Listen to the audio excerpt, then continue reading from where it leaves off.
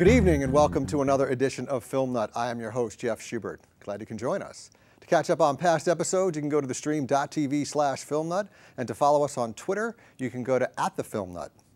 My guest tonight, Mark Pellegrino, has been a consistently working actor since the 1980s with a list of credits any actor would be proud of.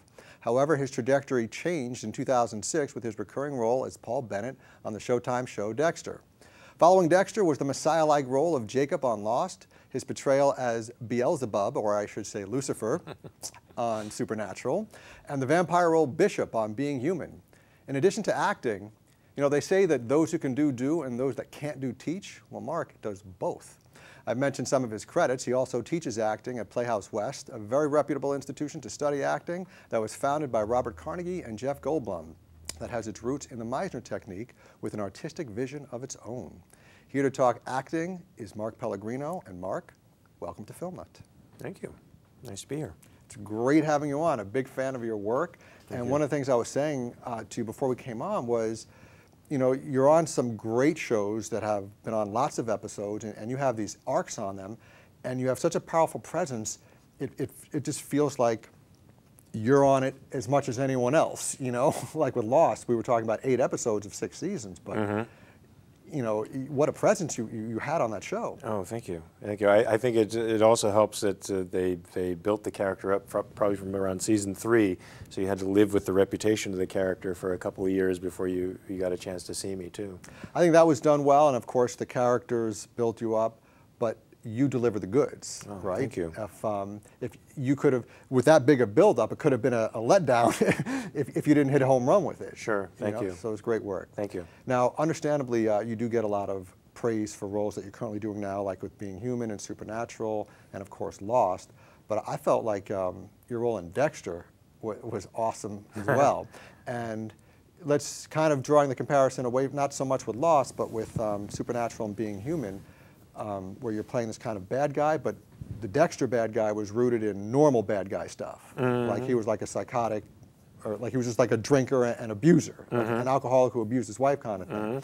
So as an actor, how do you prep for that as compared to playing these supernatural badasses that you play? You know, I prep for everything in the same way, in the sense that I never look at a bad guy as a bad guy. I always try to get, believe it or not, when you're talking about Paul, morally behind the character that I'm doing. I don't think that an actor should judge the character, because then they objectify it in a way. And so the preparation is the same, in that I try to find what the human problem is in the story. And for Paul, I felt his issue was just trying to bring his family back together.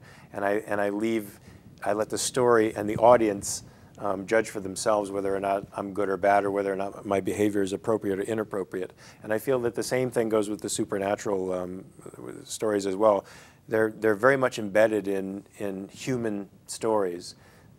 Being Human is a story, a prodigal son story, about a father trying to reunite with his son, and who wants to keep his son on the straight and narrow and on the right path. And I think Lost is a redemption story, you know. So beyond the messianic, kind of iconic image of Jacob, is a very human story about a man who made a mistake and needs to redeem himself for the mistake. What I like about your work, though, is it would be, and here's where the authenticity of your background and your training obviously comes in, is I'm not seeing the same guy in these two bad guys. You know, thank God. You know, it's like you have a supernatural bad guy and you have like an earthbound bad guy, for maybe for lack of a better term, and as they should be, right? They're two completely different. Right. You know, so I hear people say that, you know, in other interviews, you know, how are you so good at playing the bad guy? Well, you're a talented actor, and you play the emotions of the character, and you don't fall into the trap of being angry the same way, or what have you. Mustache twirling or any of that stuff. And I think that comes from trying to find the human problem. And once you find the human problem, you get behind it emotionally as an actor and as a human being, and you invest yourself in it. And I think that's what you need as an actor, to be invested in what you're doing. Absolutely. I've also heard you talk about how luck plays a part in a successful actor's career, which of course there's truth to that. So I would ask you then is, where was the luck in your career path, and then where was the results that you have, you know, as a result of your preparation and your hard work and your skill? I'll tell you luck right now. The day that I auditioned for Lost, I had about 4 auditions on that day. The Lost material was about 3 pages long. I talked to my wife. I said, there's no possible way in heck I could do this. I don't want to make a bad impression on them. I want to go in there and really do well. I just don't have enough time to devote to the 3 pages. It's going to be terrible. I'm sorry. She said, you have to go in on it. So unprepared, completely unprepared, because I had all these other auditions, and I skimmed the material, which was very good, and human, which makes it easier for you to memorize, so that's kind of lucky as well. And I went in there literally by chance, because my wife said, you have to go in, as much as I knew the show was great. And I went in and just kind of threw it on the wall, and it stuck. It was a really fun audition, unexpectedly so, because I expected to completely bomb, because I had absolutely no time to prepare. And so for me, that's just luck. It's serendipitous that I went in there and did the audition. Your logic was correct, right? I mean, in terms of your reasoning was sound for not wanting to go in, because you would think, oh, any audition is a good audition, but you're right. I mean, if you're not prepared, there is the potential of making a bad impression on someone. For me, yeah, first impressions, I mean, even though, you know, April Webster and that whole group, you're very huge familiar casting with director, me. April Huge Webster. casting director, but, and she's very familiar with me. I still feel like, you know, it's still kind of a first impression. Even, you know, you're doing this job, you're known for this thing that you're doing now. This audition is your job right now. And if you can't devote yourself 100% to it, I'm of the feeling that you probably shouldn't go in. You should be 100% devoted. I like to memorize material, know what I'm doing, and have some kind of performance worked out before I go in. You know, not go in half-cocked like I did, which was probably a blessing in disguise. Did they tell you what they liked about it, and what about your audition got you the part? They didn't tell me anything. I didn't hear anything for a couple of days, except that I got the part and I was going over there. I didn't even know it was the part of Jacob and how significant it was until I was on the island, and the cast looked at me and said, "Ah, you're our Jacob."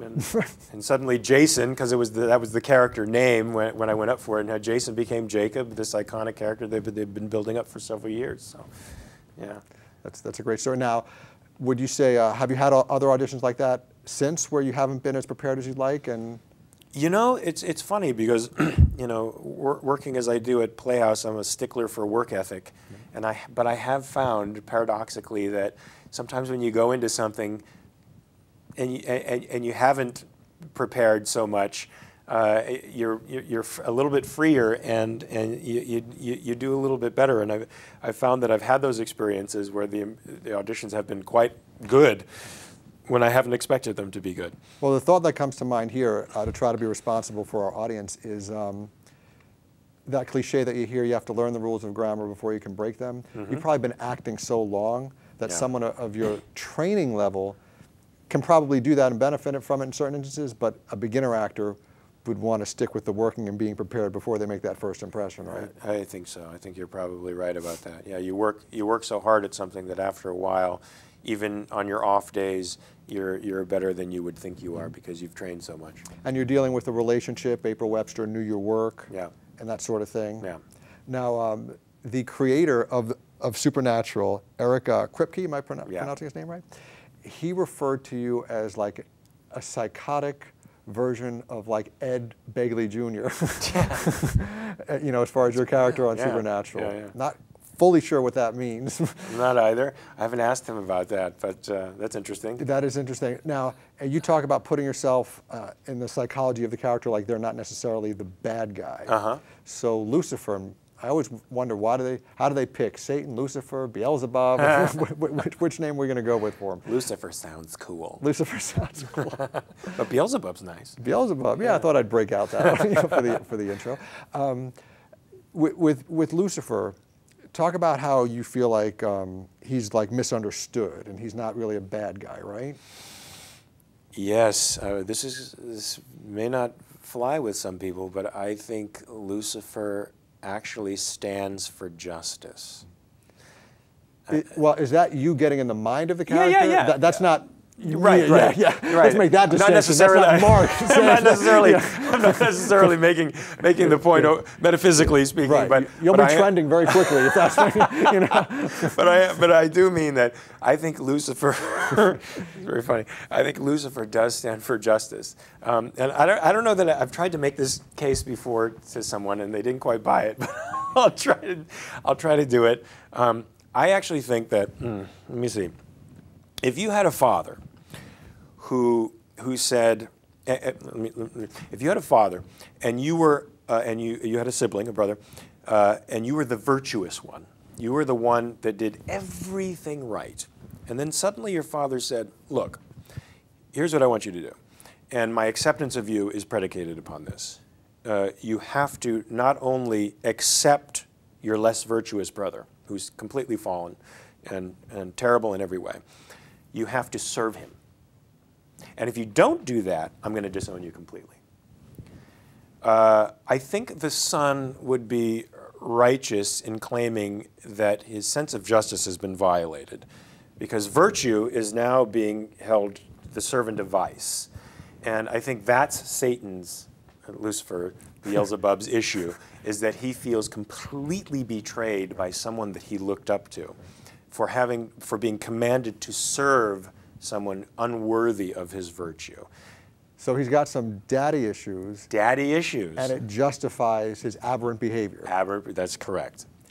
But it's funny because I've heard you talk about how he's honest and he never lies. Never lies. But you can still be manipulative, and you can still omit partial truths. Like I saw in the episode where we first see him. He seduces he seduces Paul into inviting him in by telling him, "How could God let this happen to your family?" He's either seduced. Oh, his wife, his yeah. wife, right. And I think the character's name was Nick. Nick, right. I think. I'm not sure. No, you're right. Of course. Yes, seduces him by saying... By appearing as his wife. By appearing as his wife, who died under horrible circumstances that any God-fearing person would probably say, "Oh my God, how can God let that happen?" Right. Right? That's all true. Yeah, he tells the truth. And he doesn't have to leave anything out, does he? Have to manipulate. He even though his end is to get what he wants, right. in that he wants this person serving him to do his will, he does. I don't know that he has to necessarily leave anything out or paint a jaundiced picture. I think Satan can rely on just life itself and how odd and unjust it is just on its own merits, and let that sit to be his case. Well, one of the fascinating things about the Bishop, Jacob, and Lucifer triangle is each in their own way, there's a path that they see for the people in front of them. Yes. And they're good at making a presentation that leads people to make the free will choice, supposedly, to get in that, to move in that path or to try. Sure. Now, let's see, a question we'd like to end our first segment with is, as an actor, as an acting teacher, what is your favorite movie, or one of them, that best exemplifies the craft of acting as you see it should be done? You know, I have to say The Godfather for me, not only because it has so many American acting icons in it, the whole series even, you know, but it's just so pristine on every level. It's great storytelling, great photography, great acting, where everybody's just so present, and that's my thing. And then, once you absorb all the lessons from acting in that one, you can get the sequel. That's right, and even see even more, and see more highly developed stuff. Yeah. Excellent choice. Well, that is going to do it for this segment. We're going to come right back after this little break, and we're going to talk some more about being human, and we've got a clip from Mark's work in season 2. Come back.